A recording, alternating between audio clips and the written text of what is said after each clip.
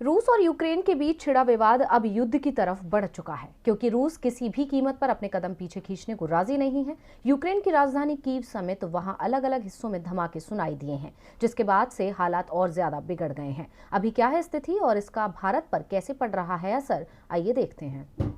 पिछले कई दिनों से सुर्खियों में बना हुआ यूक्रेन रूस विवाद अब भयानक रूप ले चुका है। हालात ये पैदा हो चुके हैं कि यूक्रेन को इमरजेंसी का ऐलान करना पड़ गया है। ऐसा इसलिए क्योंकि रूस के राष्ट्रपति पुतिन ने यूक्रेन के खिलाफ युद्ध छेड़ दिया है और सैन्य अभियान का ऐलान किया है। मिली जानकारी के मुताबिक कीव पर क्रूज और बैलिस्टिक मिसाइलों से हमला हुआ है। इससे पहले आज सुबह ही दोनेत्स्क में 5 धमाके हुए थे। बता दें कि जिस दोनेत्स्क में 5 धमाके हुए हैं वो उन 2 इलाकों में से एक है जिन्हें रूस ने नए देश के रूप में मान्यता दी है।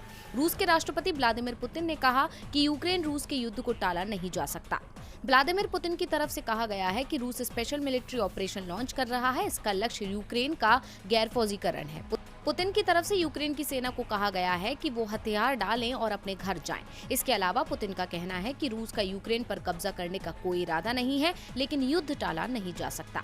वहीं दूसरी तरफ यूक्रेन के राष्ट्रपति ने हवाई क्षेत्र पर खतरे की चेतावनी देते हुए एयरपोर्ट बंद करने का ऐलान किया है। साथ ही रूस यूक्रेन विवाद पर संयुक्त राष्ट्र सुरक्षा परिषद की आपातकालीन बैठक बुलाई है। इतना ही नहीं, यूक्रेन के राष्ट्रपति जेलेंस्की का कहना है कि उन्होंने शांति के लिए पुतिन से बातचीत की कोशिश की थी, लेकिन वो असफल रही। वहीं अब इस पर अमेरिका की भी प्रतिक्रिया आ गई है। अमेरिका के राष्ट्रपति जो बाइडेन का कहना है कि युद्ध के लिए पुतिन जिम्मेदार होंगे। रूस और यूक्रेन के बीच छिड़ी इस लड़ाई का असर भारत पर भी पड़ता नजर आ रहा है। जंग की आशंका से पहले ही शेयर बाजार को तगड़ा झटका लगा और गुरुवार को खुलते ही शेयर मार्केट बिखर गया। सेंसेक्स ने 1300 अंक से ज्यादा की भारी भरकम गिरावट के साथ कारोबार की शुरुआत की। रूस यूक्रेन तनातनी के चलते कच्चे तेल के दाम में भी इजाफा हो गया है और कच्चा तेल $100 प्रति बैरल के रिकॉर्ड स्तर पर पहुंच गया है। हालांकि भारत की तरफ से संयुक्त राष्ट्र महासभा की बैठक में युद्ध टालने की अपील की गई है। ऐसे में अब देखना होगा कि इस जंग का कितना भयावह